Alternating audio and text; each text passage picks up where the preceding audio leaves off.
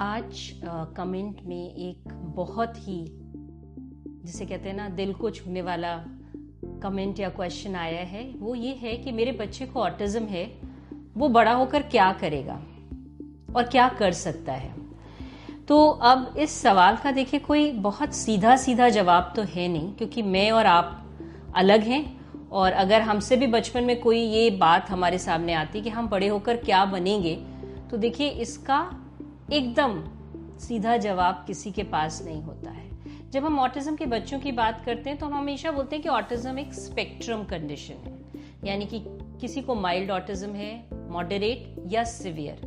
या हम support needs के बारे में बात करें तो सिवियर वालों की हाई सपोर्ट नीड है, इनकी लेस सपोर्ट नीड और इनकी थोड़ी और लेसर सपोर्ट नीड्स। तो अगर हम इन सब चीजों को मद्देनजर रखते हुए एक कहते हैं ना एक आकलन करें कि बच्चे क्या कर सकते हैं, तो सबसे पहले हम बच्चों के साथ थेरेपीज, छोटे बच्चों के साथ शुरू करके एडीएल्स यानी एक्टिविटीज ऑफ डेली लिविंग पर काम करते हैं। फिर बच्चा जैसे जैसे बड़ा होता है पूरी कोशिश रहनी चाहिए कि वो एक इंक्लूसिव स्कूल में जा पाए। वो भी डिपेंड करता है कि बच्चा किस लेवल पे है ऑटिज्म का, या उसकी सपोर्ट नीड्स कितनी है। फिर उसके साथ साथ होता है कि हम बच्चे का मन कहाँ लगता है, उसका स्वाभाविक मन किन गतिविधियों में लग रहा है, और हम कोशिश करें कि हम उसको इसमें प्रमोट कर पाएं। ये सब चीजें करते करते 12-13 साल तक रफली हर पेरेंट को, एजुकेटर को ये समझ में आ जाता है कि हाँ, हमारा बच्चा पढ़ सकता है या नहीं पढ़ सकता है। अगर वो फॉर्मल स्कूलिंग कर सकता है तो हमें सपोर्ट करना चाहिए, जो भी अकोमोडेशन या मॉडिफिकेशन है उनके साथ उसे आगे बढ़ाना चाहिए। अगर वो स्कूलिंग में नहीं जा सकता है तो कोशिश होनी चाहिए कि उसके इंटरेस्ट एरिया को ध्यान में रखते हुए हम प्री वोकेशनल और फिर वोकेशनल स्किल्स सिखाएं। और इन सभी चीज़ों के साथ हमेशा हमें ये ध्यान रखना चाहिए कि जो बच्चा हमारा आज 3 साल का है वो एक दिन 13 का होगा और 23 का होगा।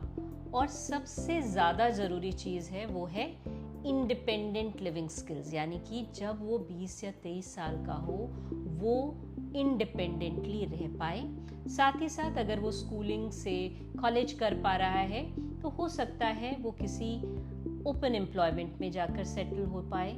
अगर वो वोकेशनल में जा रहा है तो किसी जिसे कहते हैं ना शेल्टर्ड वर्कशॉप या अपना कोई काम कर सकता है। अगर वो सिर्फ अपने हॉबीज पे गया है तो हो सकता है वो पेंटर बन पाए, म्यूजिशियन बन पाए। इन सभी चीज़ों के साथ जो सबसे ज़रूरी चीज़ है वो है एक पेरेंट का दृढ़ निश्चय और दृढ़ विश्वास अपने बच्चे के ऊपर कि हाँ वो कुछ ना कुछ करेगा। अगर आपने बीच में हार मान ली और सोच लिया अब इसका तो कुछ नहीं हो सकता है, तो बात तो यही है ना कि मन के हारे हार है और मन के जीते जीत।